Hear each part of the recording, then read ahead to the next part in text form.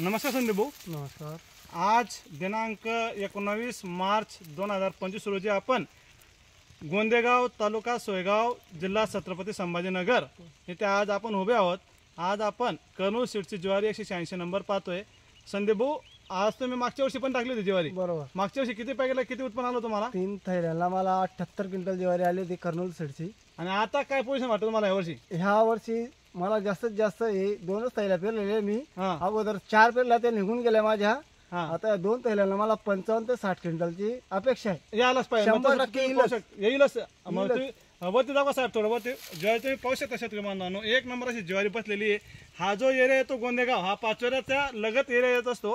तर शेतकरी मला विनंती राहील की येणाऱ्या पुढच्या वर्षी खरीपमध्ये आपल्या कंपनीची जैव हत्तीवाली घेऊन अधिकारी उत्पन्न व्हावं अशी विनंती करतो. संदीप भाऊ, तुमचा मोबाईल नंबर द्या बरं.